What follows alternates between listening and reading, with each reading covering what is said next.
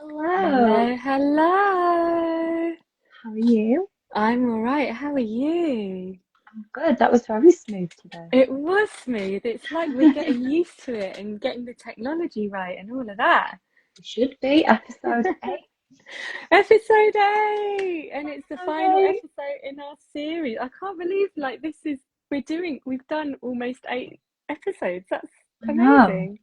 It doesn't Yeah. feel that many either. It's No, just kind of flown by. it really did fly by, didn't it? Yeah, and obviously, like That we're means we're all doing something right. Yeah, 100%. 100%. I'm very, very excited for this week. We've got quite a few announcements coming up at the end because this is our final episode of the series. And we've got lots of things to talk about. Many. Yes, one of them is a writing retreat that I'm running, which I'd like to tell people more about, but we'll leave that for the end because we have a very special guest this week. And it's our very own co-creator of Putting the World to Rights, co-host. It's you, Sam. It's me. It's me. I'm talking Welcome. about books today, guys. Yeah, talking about books and everything to do with your journey Yeah. into books and working with books and everything that it's meant to you. So, I mean, should we dive in and just talk about your love of books and your love of reading books and where it began and what hooked you in? Well, I've always loved books. Like even as like a kid, I was a bookworm. And I put on a post the other day the kind of story of how that happened. My granddad used to make up stories for me when I went to bed, and it was always kind of like little nonsense stories, like little silly things. And I remember one, and it was called Sock Thing. And he'd put like a little sock on his hand, and he'd tell me a story. And it was always one that he'd fabricated, like it was a silly little story about this sock and his best friend that were going on like Scooby-Doo kind of mysteries. And I got absolutely addicted to it. I loved hearing these stories. They were like my nightly routine. And we also wrote in like an old little journal together that still have it now. Um, Wow.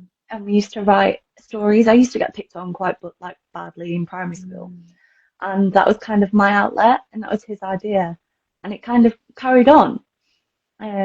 Yeah, so that was lovely. I still have that now, and it was it's that kind of thing of you're like 7, so all the evil people have like warts on the nose, and you know, it was one of them. It wasn't kind of, Classic.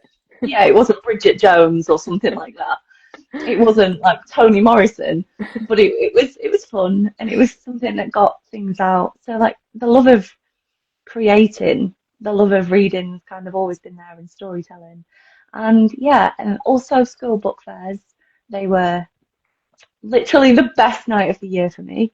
They were something I looked forward to, the school book tokens, everything about it I just loved. And he would also always be the person that came with me. And I remember one year he got me Michael Morpurgo, Born to Run. And Wow. obviously I read like the typical Jacqueline Wilson, the Roald Dahl, things like that. But I remember this was like the first real adult book that I read cover to cover, and I just fell in love with it. I remember I was sat up and I was in tears because obviously it's a book about a dog. It's gonna reduce me to tears. But I must have been less than 10, and I'd read this book and I was heartbroken. And I remember going downstairs and getting our dog and bringing her to bed with me because I was like, I'm never letting you out of my sight again. And yeah, Oh, I fell in love with that book, and I fell in love with reading. But it again, it feels lovely to me that it's all come full circle from my paps. So it's kind of like mm, he's always there in the journey. It's just yeah. Bless your granddad. Look what he started. I know. What a legacy, eh? What a legacy, what a legend. And it just shows, it sounds like it's really, stories and storytelling and creativity and escaping into another world and a different storyline, different to yours, seems to have been also a saving grace for you and It was. something that your granddad could kind of offer you as a way out, of the tough times in your life, which Yeah, is it was. beautiful. And So it's then, something that's carried yeah, on.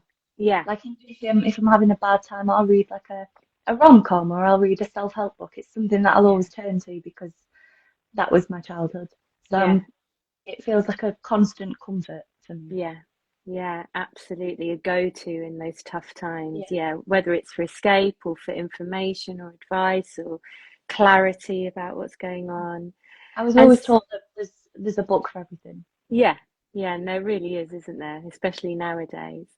And so how did this turn into working with books? Because you didn't, I Oh, mean, you studied to do something completely different, right? so So different. where did that journey go? I mean, you can say it's different. It is massively different, but it's still storytelling. So I mean, kind of it's not a million miles away, but it's not next door either. So, but yeah, I studied musical theatre from well, I went to a performing arts school in primary school and high school. Then I studied musical theatre and performing arts at college, and then I went to university and did theatre studies and musical theatre and graduated with that. Um, and then obviously, like, you go into the normal job, and then everything seems so far away. And if you're not on top of it, if you're not sending out CVs and you're not sending out your show reel every single day, you're not really going to get far with it. And I didn't lose love for it, but I don't think I had the passion to make it in such a hard industry. Yeah, And it is hard, and it's it's cutthroat. And I yeah, think I'm too much of a fragile person and a very sensitive person for that. yeah. And I think I recognise that too late because maybe I should have gone and done English or something along them lines. But I mean, I had an absolute blast. I wouldn't change any of it. Yeah, and But it doesn't matter, does it? You no, still ended up working with books. yeah, I still ended up storytelling in some way. Mm. And yeah, but yeah, I did not anticipate going into this one bit. I thought I was going to graduate and then be in like kinky boots the next week. It's that kind of mindset where you're like, oh, well, I've done the work. I'm going to get out of here. I'm going to be sending things out right, left, and centre. And then you kind of leave and you're like, oh shit, what now? So it's, and then obviously, even I got the passion back a little bit, and I was like, no, I really want to do something. I set up like a stage kind of Instagram, like the one that you actually would put on your CV, and not the one with Snapchat filters on from 20 years ago, like not 20 years ago, but you know what I mean. And yeah, and I put my show reel on there. I did all that kind of stuff. And then COVID happened, and I was like, well, maybe that's the earth telling me something. And then Hmm. maybe it was telling me something because that's when I made a bookstagram. It's when I made a book talk. So Wow. a roundabout way, it was telling me something, and it gave me the right direction that I needed. That's so interesting. So you made a bookstagram, you got involved with Book Talk. Could we Yeah. talk about that journey and what that actually means? Because you've been so phenomenally successful at it. And I think what's interesting, is that you and me started in a similar profession. I was an actor too. And Much it's more, quite much more successfully on your end, Nina. I mean, not I might have been in the game for longer, but not no, and for similar reasons, for realizing just how tough and harsh, and how sensitive I was, etc. Um, moved into something else. But anyway, the point being that what's interesting is that even when you were, committed to being a performer, you were very proactive. You created that Instagram, you were promoting yourself, and obviously you have managed to build this incredible platform for yourself as Sam's Reads Books, which is just so admirable in such a short amount of years. What was that journey like? Like, what were the kind of I suppose savvy steps that you took to really create what you have? I mean, I'd say just getting out there and doing it was Yeah. kind of the first thing because I was a lurker for quite a while. I'd made a TikTok and I was posting on it, but I was kind of not doing the things like I was hashtagging FYP and doing that kind of thing. I wasn't really doing the niche hashtags that you kind of learn along the way.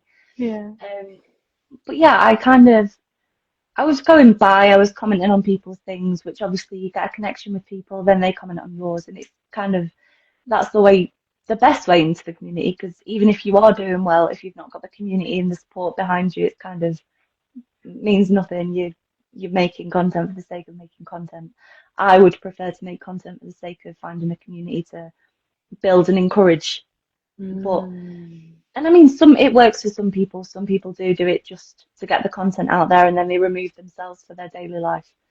But I like the idea of having a community. But but yeah, I did that, and I kind of went about that like that for a year, and then I posted a video of me annotating, and then I looked back on that about the year later. That was one of my first early videos, and then about a year later, I looked back on that and I thought, what was I doing? That looks horrible. And all the annotating tabs, I'm trying to see whether I've got it here, but I think they're all arcs. All the annotating tabs were stuck out so far, like literally hanging off the page. You know, like them memes you see with like a toe hanging over the shoe. It looked horrific, Nina. And they were all neon. And it just, oh, it gave me the ick. It gave me a book ick.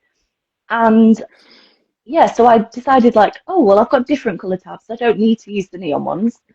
So I kind of like matched them roughly, not as much as I do now, but I matched them roughly to like the color palette. Like if it was pastel, I'd go pastel. And I thought, that looks nice. So I made a video doing that and it went viral. I think it got about 3 million views. And I was like, oh, there's a market for this. I'm going to tap into that. Yeah. Because I'd heard, like, I'd obviously known Crystal and Rachel by this point, Yeah. and they was always talking about a niche. And I was like, what's a niche? Like, what? I don't have a niche. I'm a human being. That's my niche. Like, like I had no idea. And they kind of tried to roundabout explain it to me, and I was like, well, your niche is that you're paranormal or like romance authors. I don't have a niche. I'm not an author.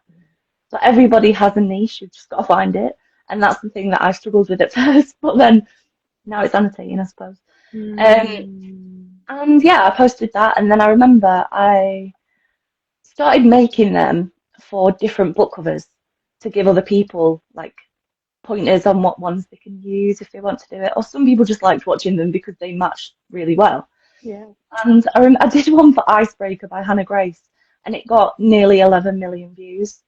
And I was like, that is insane. It's little bits of plastic on a book cover. Like, I was like, this is insane, but I'm going to keep doing it.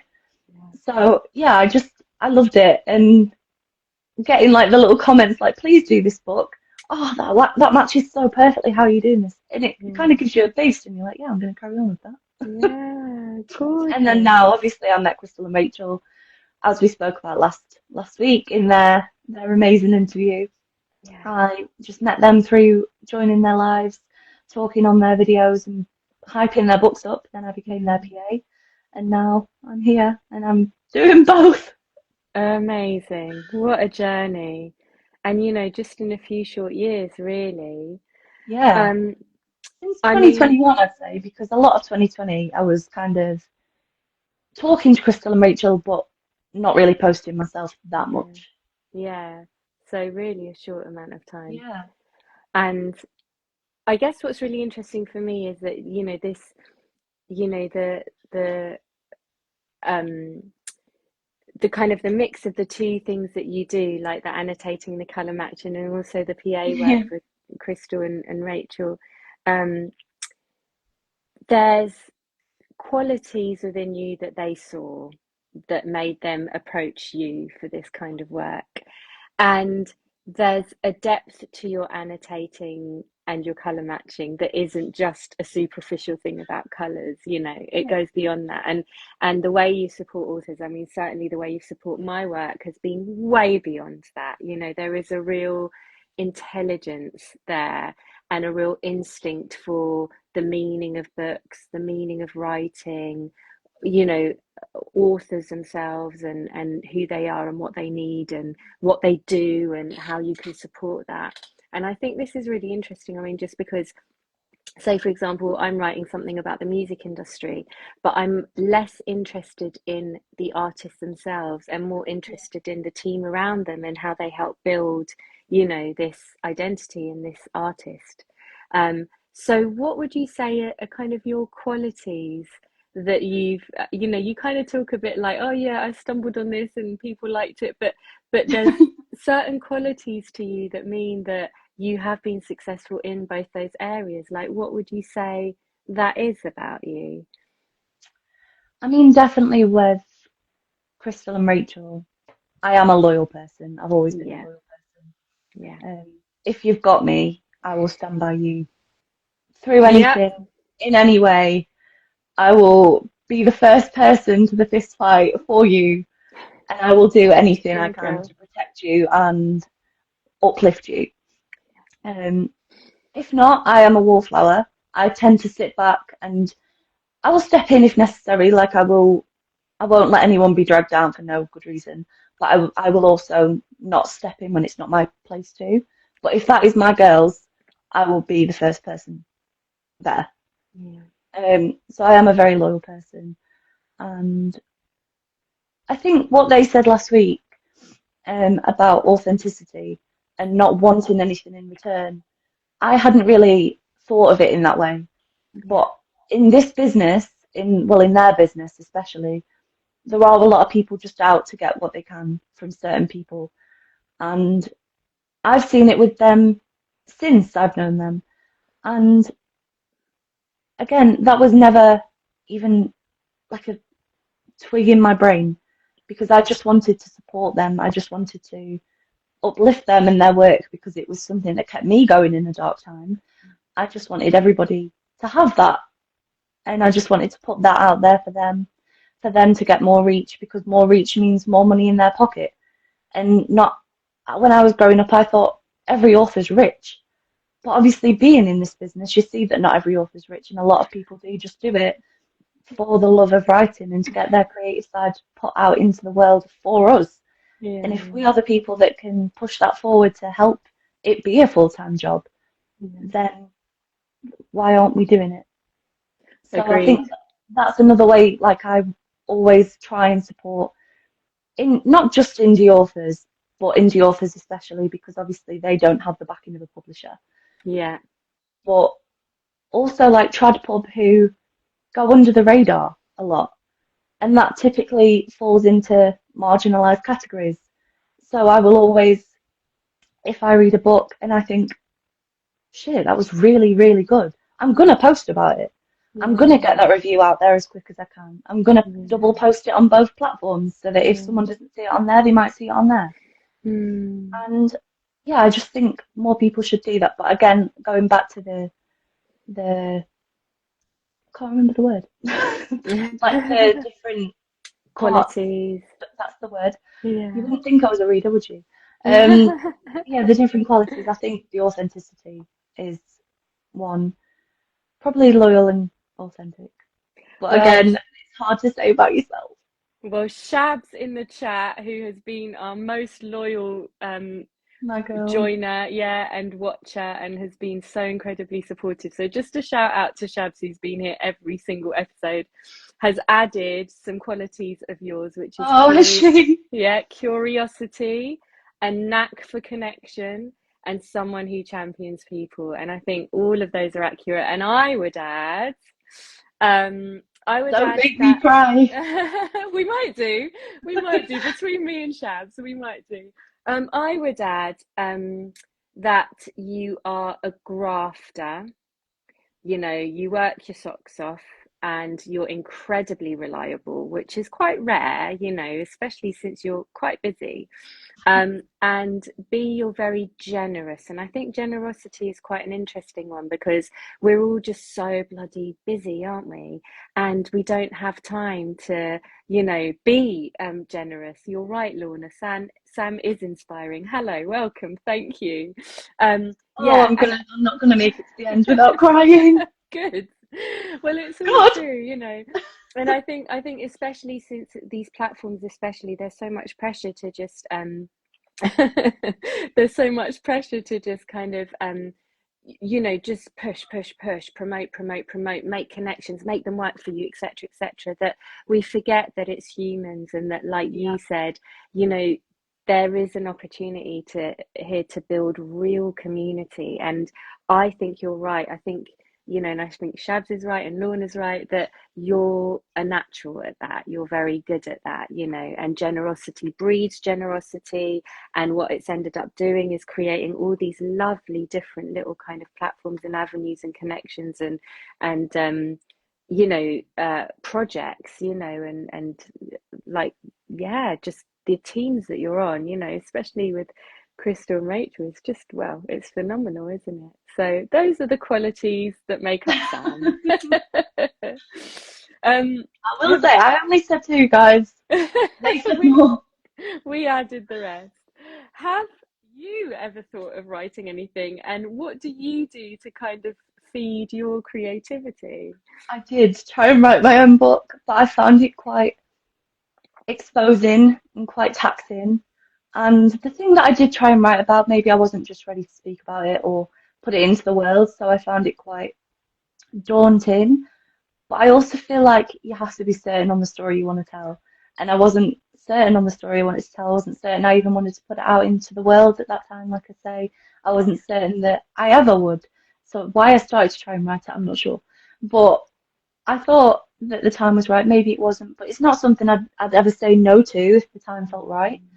Because again, like I love writing poetry. I've shared a few poems on my Bookstagram like over the years, and yeah, it's something that I love doing. I love putting words together. I did a post a while back, and your book was involved in it, actually, the book spine poetry kind of thing, and I loved Oh, doing that kind of thing, and like traditional like normal poetry and like the one line poems and things like that. But I mm, would love to tell a full length book, but it just does feel very daunting and very yeah, exposing. I yeah. take my hat off to any single person that does it. How you've done it, I don't know, but I take my hat off to you every single time. Thank you. Yeah, I'm not sure how I did it either. You did it wonderfully, so you know, born Thank for it. you. Thank you, Um, Sam. but on the topic of like, what do I do to, what was it Yeah, with to free feed your creativity? creativity. Sam's makes things Yes. that feeds the creativity at the moment, making designs and like I say, everything is done by hand as well, so that takes up a Mm, lot of time and yeah, creativity because I'm sat there with a glue stick and scissors and just yeah. kind of making my way into these bookmarks. And I've learned how to use a hole press. That's something I never thought I'd do. Um, but yeah, but other than that, it's creating content for Bookstagram, BookTok, Yeah. and working with different publishers. Yeah, it's all super creative, actually, isn't it? I mean, let's just Mm. pause to just explain a little bit what Sam's Makes Things is, Mm. because what you do is gorgeous and the quality of the products are gorgeous. But I guess the way I would describe it, and please, jump in and add or edit and tweak it, but it's all these incredible handmade bespoke gifts for book lovers, isn't Yeah. it? So what you gifted me, which is just so precious, is first of all this gorgeous jar of mini books, and you asked me for a list of books that were kind of milestones or an important kind of representation of my reading journey, and you made just loads of them. I mean, there's loads and loads of them in there, and it's so weird, like it really was just the most gorgeous gift. And then so many gorgeous bookmarks. There was a little library card in there, and they all had different finishes as well, like the quality of it was so high. And they obviously come in this gorgeous gift box that is wax That's my sealed with a favourite part. beautiful oh my goodness. The wrapping is my favourite part, hands down. But yeah, So I like Lorna said, it is therapeutic, and that is how I did it at the start. I just made a few for myself and thought, well, I always need bookmarks. I might have about 700 sat on my shelf, but you yeah, can never have too many bookmarks. yeah. And yeah, it was my partner, Shabs, who said, you should sell them. You could sell them. And I was like, nah, no one's going to buy them because it's so easy to put yourself down and kind of underrate what you create because it's your creation. You're seeing it through your lens of like self-doubt. Mm, And I just decided one day to put out a form. I think it had about 5 bookmarks on at the time. It was the Palestine ones to to start with. Yeah. That was the first collection I did put out there because I thought if it's going to be something I'm putting my name on, I want to have a reason behind it. I want to have, yeah, it was you. I want to have, I want to have something that's meaningful about it. I don't want it to just be kind of, I want your money, I'm making Yeah. this, like, have one. I Mm. wanted to, I wanted it to have a meaning. Yeah. And I think doing it that way, I also didn't feel like I was doing enough. So I thought that's another way in which I can free creativity. Someone gets Mm. something in the process, but then it's going to somewhere that it might not have alternatively gone to. Yeah. So it just it felt like a win-win. And since then, I've done a couple of different collections. One goes to Medical Aid Palestine, Yeah. one goes to Gaza Soup Kitchen. Yeah. So That's awesome. And actually, since you've mentioned that, I mean, there's so much I want to ask you about your reading and your rituals around that, but let's stay with this for a minute because we are living in the most extreme times. And the whole point of us wanting to do this project together was not just to talk to writers or about writing or about books, but also kind of center it in the world that we're living in right now. And obviously, we're on platforms that are showing us and informing us every day of all the horrific things going on. And I know that you in particular have been so outspoken on your socials, especially around Palestine, but so many different causes and issues that you feel passionate about. And I guess I want to ask you, why have you chosen to speak up? Because I know that it's come at a cost. And it would be good for you to talk about what the reactions have been, positive, negative, and whether you felt you've had to censor yourself at times or tone yourself down in any way. yeah, I mean, luckily with it just being me, I'm not contractually tied to anybody. I don't Yeah, have that kind of censorship that someone under a publisher or someone under a under a different kind of strand might. So I can, so I will. And I think that is something that I've been trying to get my head around for a long time why people don't, because they can. And yeah, that is the reason why I do it. It's human. It's, I don't think I'm doing anything special. I think it's what everybody should be doing. We are all human. We are mm, watching humanity at its worst right now. I don't think there is any kind of logical explanation why people should be silent because that and I see it everywhere. That only helps the oppressor.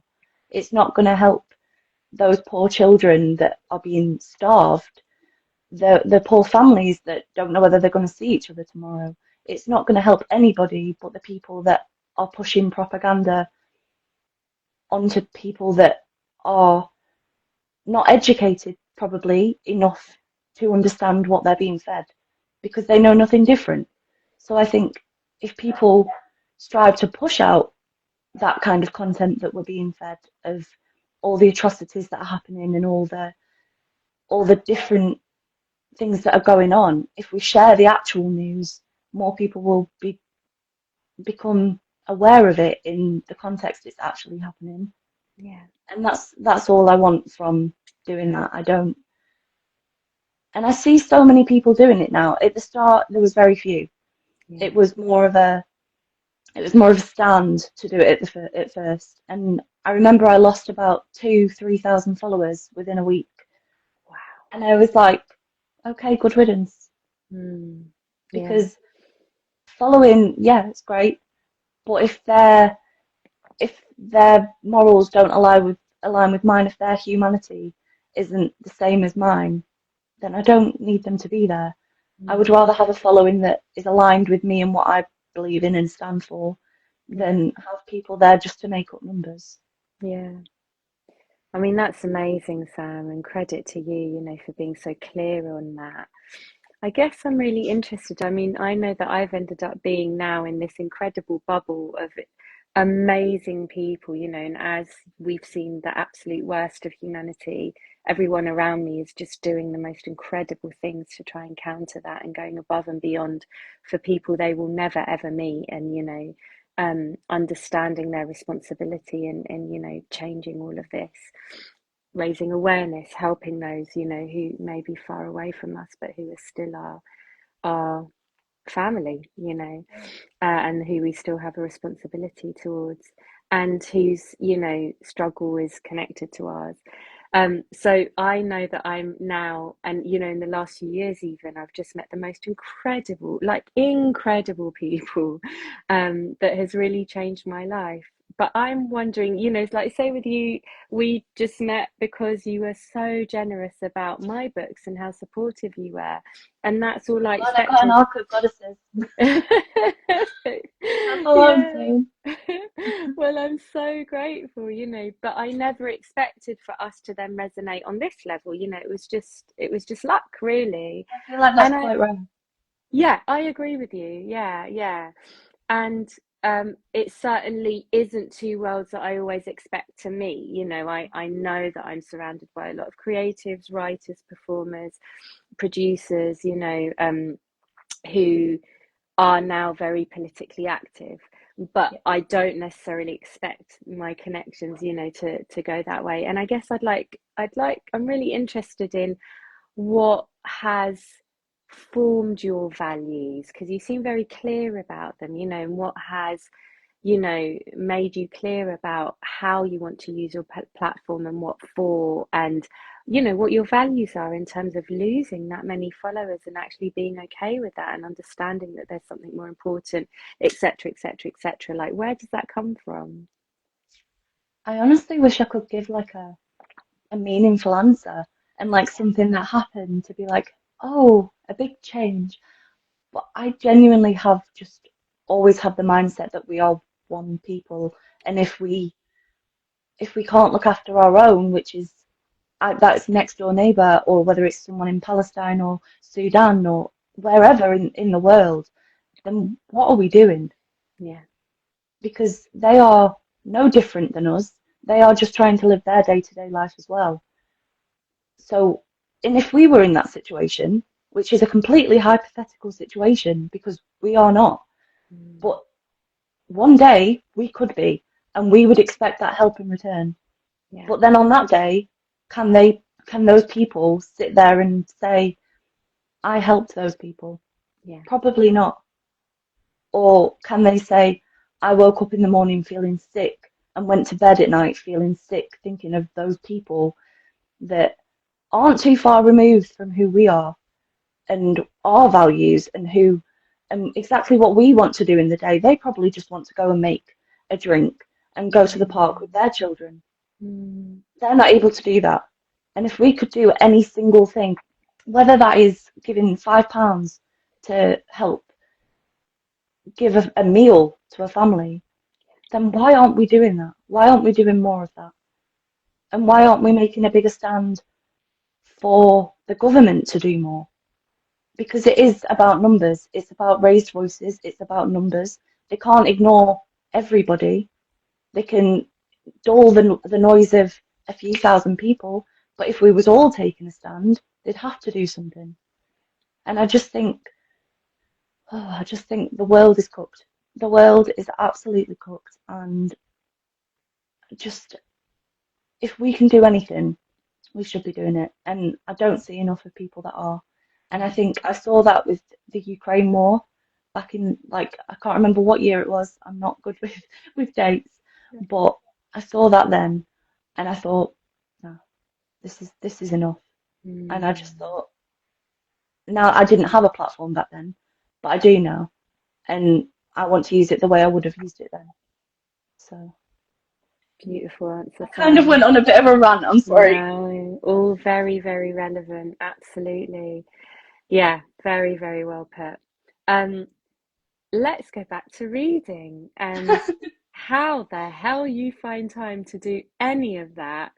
I mean, first of all, I'm really interested actually because of the kind of the variety of things that make up your work and you know what you do each day, you know how you kind of, you know, make that work and where you find time to read, but also I think in a different way. So that's the practical side, but on the other side, I'm so interested in whether you I'm so interested in whether you have any rituals around reading. You know, do you set the scene in any way? Is there a kind of an atmosphere or vibe you kind of create? Where and when do you like to read? So a bit of the practical side and a bit of the vibe side, maybe. With the practical side, I don't always. And I think it would be silly of me to, one, force myself, because that would lead to burnout. Yeah. And I have experienced that. I experienced that very early on when I didn't set myself boundaries and I was taking too many arcs on. And I was forcing myself to review books like fast pace. And it just kind of felt like a job to me, where now it is a job to me and it doesn't feel like a job to me. But back then it wasn't a job to me and it did feel like a job. So, Interesting. yeah, I think forcing yourself to be at the standard that everybody else seems to be at is the worst way to go about anything you love. I think holding yourself to a standard of someone that might read 15 books a week when you can comfortably maybe only read 20 pages that week Yeah. is insanity, because life exists, things happen. You can't always control things. You can't control, like my dog was poorly. I couldn't really do much reading. I can't hold myself accountable for that. I can't control certain situations. But when I can read, I will read and I will read and I will read. And I've been known to stay up ungodly hours to finish a book. Usually a thriller, I will say. It's one of them that you don't want to put down. Yours, I stayed up an ungodly hour and didn't sleep for a few hours after it because I was crying. Thanks, Nina. And Sorry, you're and welcome. yeah, both fit. Um, but yeah, I when I find time in abundance. When I don't, it seems to stretch for a longer time. But with everything going on in life, it's hardly the worst thing in the world. So I think I used to put a whole lot of pressure on myself to be the typical book talker, a review every day, reading a new book or two every single day, and it gets a lot. You burn out quite quickly. Your love of reading starts to fade a little bit because it feels like a chore. And now every time I pick up a book, I'm excited.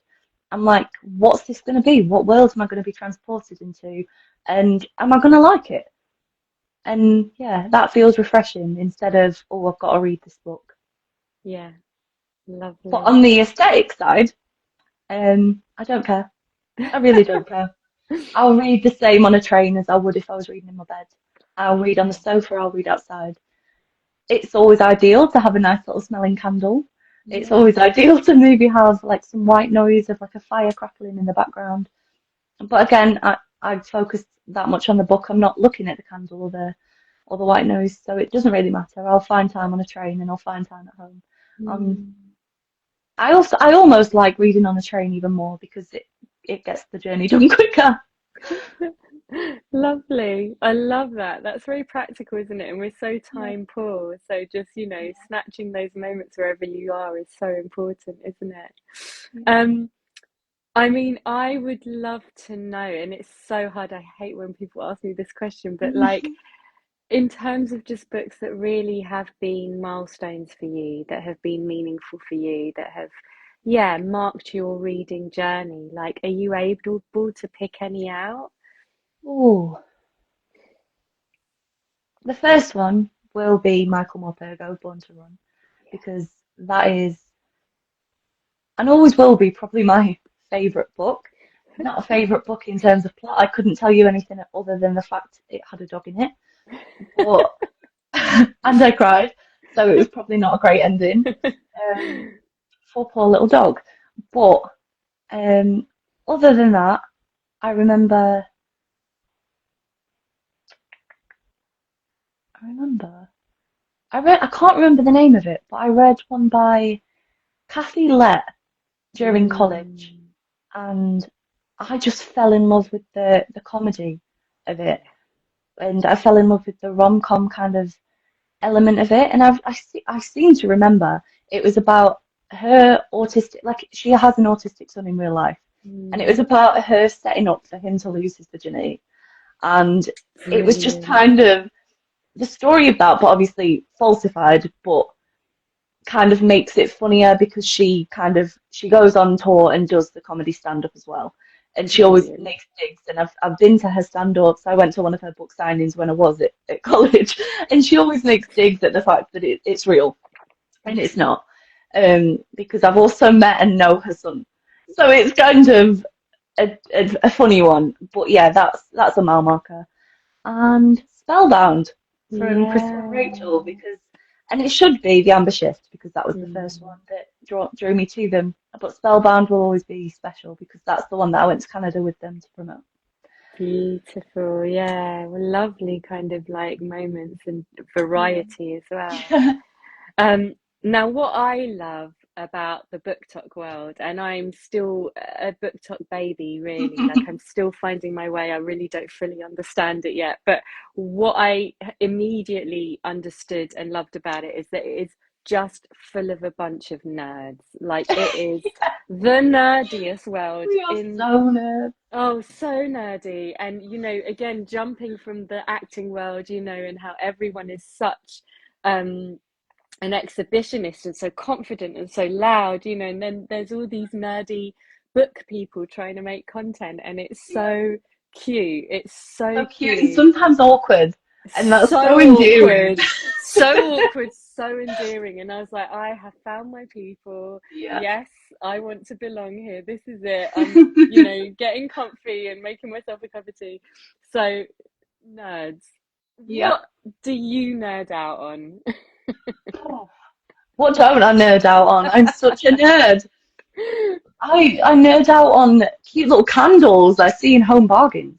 Yeah. Like I am such a nerd in the form, like I have ADHD, and so that kind of intensifies the nerd. But Yeah. mainly, and it will always be books and musicals, but I have a special love, a massive love for special edition books at the moment. You know, the ones with Okay. the sprayed edges. They're calling them Yeah. Spridges now, apparently. Yeah, the foiling on the cover. I just think they're beautiful, but I've had to limit myself to the amount of subscriptions I had because at one time I had 5 different book subscriptions out and it was getting a bit out of hand. Wow. So now I just have one. Granted, I get 3 books a month from that one, but it was better than the 10 plus I was getting before. So Wow. round of applause. Thank you. It was hard. Absolutely. It was hard. But now I only have one, and I also saw last year one called Shelter Box, and I've posted about it quite a bit, but I signed up to that one as well, and all the money from that, it's also a book club, and all the money from that you put towards that, it's also a donation, which isn't as binding as, say, like a £65 subscription.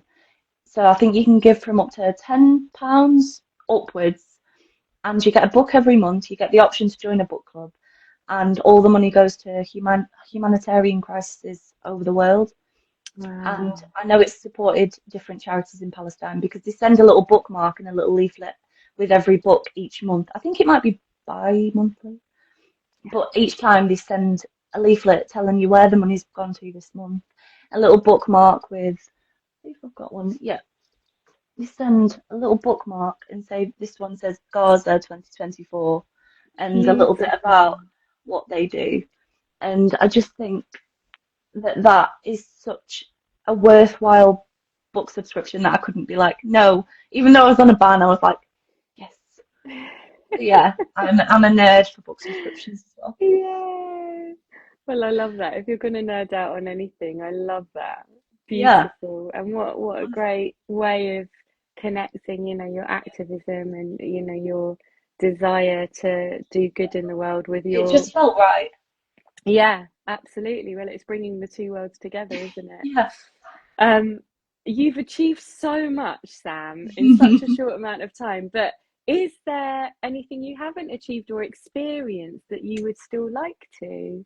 So many things, really. Like that, there's so many things that you don't even think of. Like I never thought we'd be sat here doing this. So if someone asked me a year ago, I wouldn't have said doing a live series with an author that I loved their book.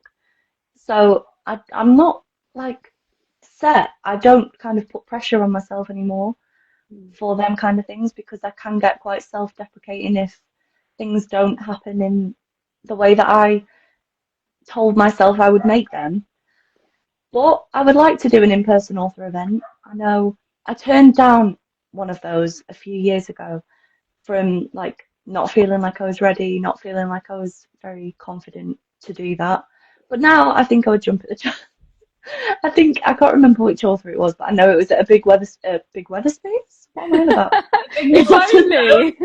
I That'd be mean, I did work great. there for a while, but a big Waterstones, and yeah, I kind of kicked myself for not doing that. Yeah. But also, I wasn't ready. I can't really kick myself too much. I've done a lot more than I thought I would do. Yeah. Yeah. And there's still time, isn't there? Yeah. Like, and I'd it, also love to go to one of them books, gowns, and crowns evenings. The wow. fantasy romance kind of. Um, it's not like a book convention, but it kind of is. And you all Okay. dress like a fantasy character with a tiara on your head, and you just have a little get together with book lovers, and it's just a very nerdy evening. And I think I'd Love quite enjoy that. it. Brilliant. I love that. Fancy dress. It sounds like what my students do for World Book Day. They get dressed up as their favorite character and go in. And it's, Basically that. yeah, but just for grown-ups, basically. Yeah. I And I love miss that. that. We should all be more childlike sometimes. Bring We back the should. childish joy. Absolutely. Well, that's the great thing about books, isn't Hmm. it? It allows yourself to get back into that kind of mentality, I think. Um, and I guess one of the things that I'm also really interested in is, who your inspirations are. Crystal and Rachel. Oh, tell Without a us, doubt. tell us about these women. I mean, obviously most people hopefully have seen our previous episode, which was with these And if two not, it's on amazing women. YouTube. It's on YouTube, which we'll talk about very, very soon in a few Very minutes. soon. But tell us about these women and why they're an inspiration to you. I met them at a very rough time. I've been quite open on my Bookstagram, so I have OCD. I got diagnosed with it during COVID. Um, and yeah, it was a very, very rough time. I wasn't really speaking to anybody outside of my four walls. I wasn't really going anywhere. I was very like removed from who I am now, which I think is what Crystal or Rachel meant last week when they were like, "You're a completely different person." Um, but the most special thing about them is they are the people that found that in me again. They are the people that gave that back to me through their books, because they are it's their books I escaped into at that time. So Getting that in emotional just hearing that. oh, Carry on, it, ignore me. so that in itself is a massive thing to me. For anybody that creates worlds, you are helping people without even knowing. Whether that's helping people through trauma, like in your book, whether that is helping people through grief, like in different books, whether that is helping people through just a hard time that they're not even reading about that, they're just escaping from their own mind. And that is what they did for me in that way. And then they became my friends. They supported me. I became their friend. I supported them. And it was just a beautifully organic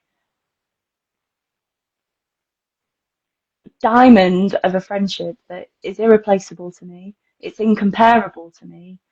And they are my inspirations in every single way and form of the word. They are the epitome of resilience. They are the epitome of heart and kindness. And they are the most generous, beautiful women I've ever come across in my entire life. And I'm just in awe, indebted, and forever their biggest cheerleader. I'm gonna cry. I'm gonna I cry. know, That's Nina. so beautiful, Sam, and I'm so glad all of you found each other. Like that is, that's the power of what we do, right? And it's The power of absolutely community, gorgeous.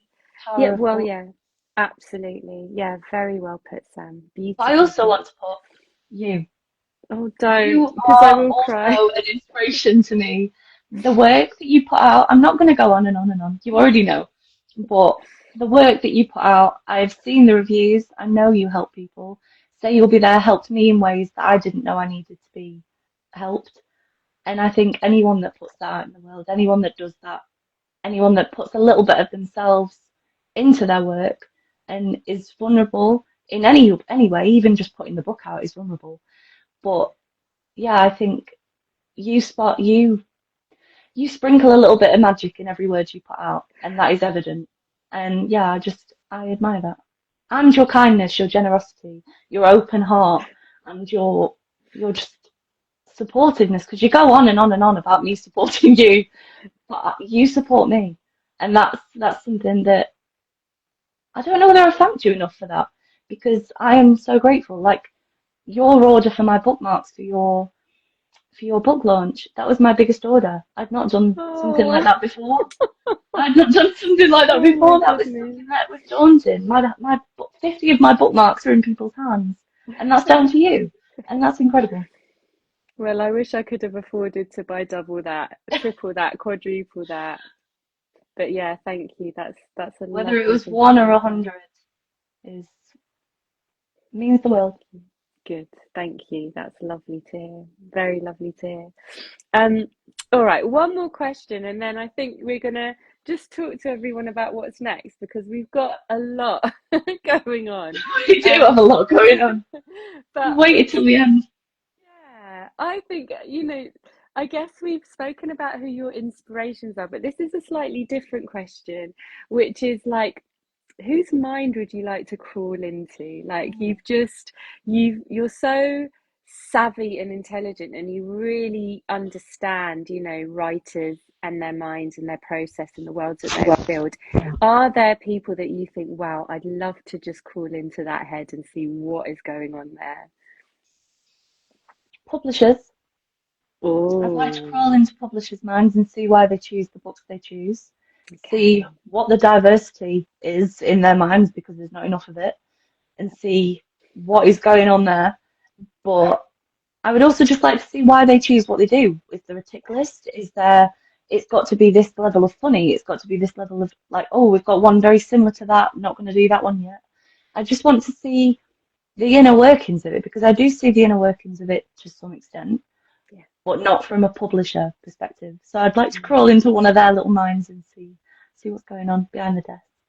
Lovely, awesome. I'd also like to see to crawl into people who don't see basic human rights as something to be who see basic human rights as something to be discussed. But although I Mm. fear their minds are too small, so but that is another one.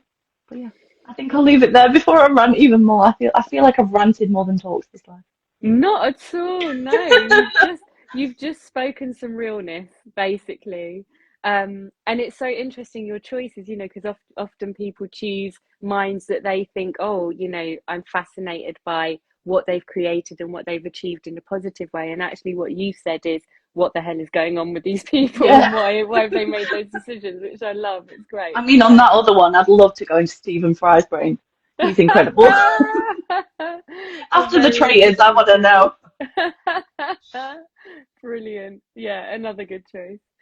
Um, well, Sam, it has been such an honor and such a beautiful way to tie up what has been I think, a surprise for both of us. It has been beyond. Well, you went back over our messages and found these four lines today, which were the beginning of The putting your work tiniest of away. conversations. Yeah, it was a bit like, should we do some lives? Yeah, all right, then go on. And that was it. It was done. Suddenly we were All doing right, it. all right. See you there, mate. Go on.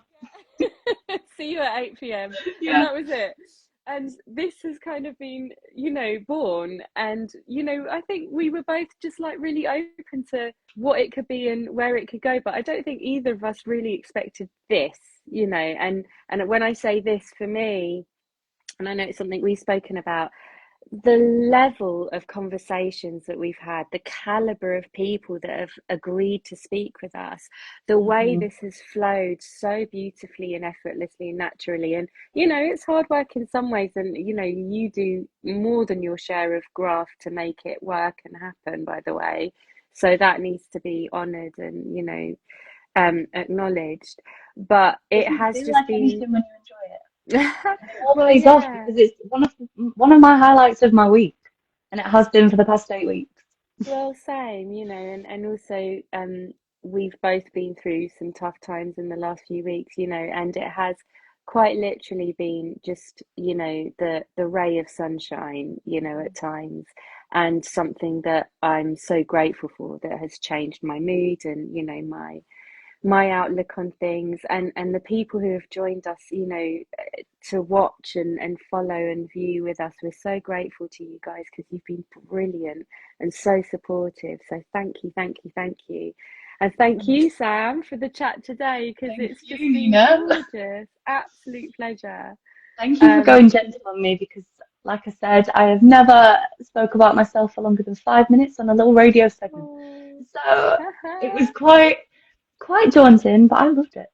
I like Wasn't that having a on? little run. Weren't you on Women's Hour? Isn't that what you did? Or was it Women's Radio Hour. 4? What was the radio program you were I on? did one with Val for her segment, and Got I did a you. second Okay. one on BBC Radio 4, Radio 4, yeah. Yeah. That's and that was right. like a segment about books. I'm not sure what the Yeah. actual segment was called, but Yeah. that was about books. Excellent. Love Yeah. it. So yeah, it has been a pleasure. And so we decided, that this would be our final episode of the season, and we were Of laughing the about the fact series.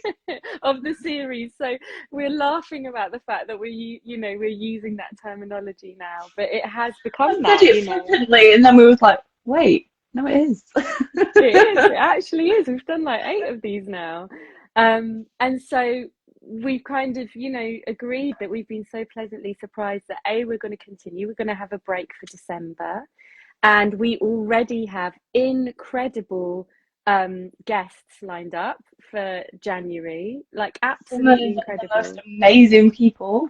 Yeah, I mean, it's been so amazing how willing and up for it these legends have been. So And if I've you just seen thought, Aisha join, and honestly, like that was Aisha. incredible. I loved that live. Yeah, we loved our chat with you, Aisha, and thank you for joining the chat. And yeah, everyone just being amazing. So there's more to come, and it just gets better and better. And we're kind of pinching ourselves as to, Yeah. the caliber of people that have already agreed to sign up. So please join us in January. But in the meantime, another thing that we've decided we're going to do is because of just the kind of practicalities and limitations of Instagram and other platforms, we've decided that we're also going to set up our own YouTube channel so we can post these conversations in their entirety for Which people is to already watch. set up. Of course, because it was Sam's job. And of course, within 5 seconds of us agreeing to do that, Sam's fixed it all and set it all up. So you can go to YouTube. What's it called? Where do we find it, Sam? Putting the world to rights, and it is in my bio. There you go. Putting the world to rights in Sam's bio, soon to be in my bio too, to Will make it be. very easy. So please do catch up on all 8 conversations because they've been brilliant. We've learnt along the way, especially technically. So some of the sound at the beginning was a little bit glitchy, but we figured it out now. But in terms of the content, I would say that all 8 of them have just been amazing, just so amazing Surpassed and my really worth watching. expectations at every turn. Yeah, same. Yeah. So please go and join there. Um, and then something I wanted to plug, which Sam has very kindly said that I can do, is that I am running my first writing retreat in April of next year. And it's around the Greek Easter, and it's on the most beautiful Greek island called Amorgos, in a 5-star hotel called the Aialis Hotel, which is stunning. I mean, it's on the edge of a cliff. You've just got the sea in front of you.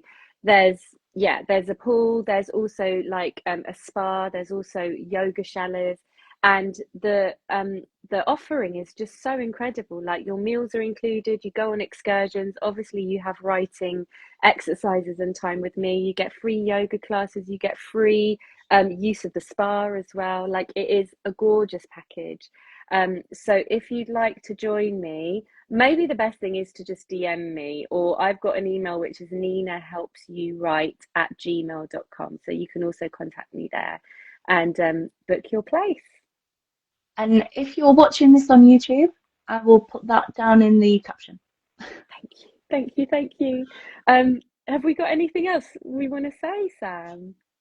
I don't think we have, other than the fact next series we will be introducing a little book club. Yes. By the way, Lorna, thank you for finishing Say You'll Be There. Thank you, thank you, thank you. And please Wasn't maybe it put a incredible? review. And don't um, forget to review on Amazon. yes, please review it. That would mean the world, Lorna. Thank you so much. But yes, so as well as having our amazing guests, the other thing that we're going to be doing that's going to be a little bit different and just an extra for everybody is to run our own book club, kind of. So, do you want to explain a bit more about that, Sam? So it's not a technical book club where we come and have a coffee with each other and we're in person and we have a book club. But it's more of a book club as in we speak about books together. It's kind of a community, like we've been speaking about today. We're building a community to talk about books together. It's not really a structured chat. It's more we'll go off you guys in the comments, what you're reading, what we're reading. I thought of a few little things like games together in the comments, like rank your top 10 books and we'll discuss them, and little games that you would probably play on a TikTok, but bring them to a TikTok live and have that community vibe together. Yeah, maybe in the future, if it goes well, set a certain book to read together, because that's always fun to get different perspectives, because not everyone is always reading the same thing at the same time. But yeah, none of it's set in stone. It's all to be confirmed and discussed over December into January. But yeah, it's something we'll definitely be doing. And we'd love for you guys to join us in the book club. Yeah, lovely ideas. We're really keen to just make this even more interactive because those of you Yeah, who have joined us have been amazing, and we'd love to just get you more involved. We're also going to think of ways of connecting it with the kind of causes and issues that we feel really strongly about, and just see if we can also bridge that gap as well, so that we're all doing something find the positive. practicalities to make it work. Exactly. Yeah. Yeah. So thank you everyone again for joining us for these beautiful conversations over these last eight That's so weeks. true. Beck. Yeah. Helping to Very good expand point, genres. Beck. Yeah, absolutely. Helping to expand genres of reading as well. Yeah, exactly. In fact, that's what this has done because I've had to read the books, of the authors that we're talking with, and I've just been blown away. It's just not books that I would have picked up. And Which is it's another like, reason I love Bookstagram, Book Talk, yes, because without seeing your post of Carmen and Grace, I would never have read that book. I don't yeah. think I would have ever found it. And now it's one of my top 10 books of the year. Oh, So I amazing. just think that's the magic of reading. It's the magic of community. It's the magic of Book Talk. And yeah, Exactly. Yeah, it really is, isn't it? So another gorgeous thing. And for me, it was the best homework I ever had. So I'm very same. grateful. Apart Um, from learning the cell block tango, same. Brilliant. Yeah, sure. Why not? Um, so please join us, everybody, in the new year. We'll be letting you all know dates and exactly what to expect and what's coming very, very soon. But thank you all for all your support. It's just been magical, actually, and just a surprise for both of us, I think, but a beautiful surprise. And it's so So lovely to yeah, see some of you coming back week on week. yeah, It's yeah, it's it's gorgeous. I love every yeah. single thing about it. Yeah, it really means the world. It really means the world. So everybody look after themselves. I think what I would like to say is, Christmas and this time of year can actually be really bloody tough for a lot of people. So please look after yourselves. Reach out. We're trying to create community. So please connect with anybody that you can if you need to. Lose yourselves in the magic of books if the reality is a bit too harsh this year. And we look forward to seeing you on the other side for some great chats and content and inspiration and more. I don't think I could have said that any better. And thank you again, Sam. Thank you. I really enjoyed myself, but also thank you for agreeing to do this with me. I mean, I know it was a joint agreement, but thank you for doing it with me. I have had the best time, and I'm so excited again for series two. Yeah, Um, yeah, I've had the best time. great. Well, on that note, lots of love to you all, and we will see you in the new year. See you in the new year, guys. Thank you for sticking with us. Bye. Bye. Pleasure. Bye.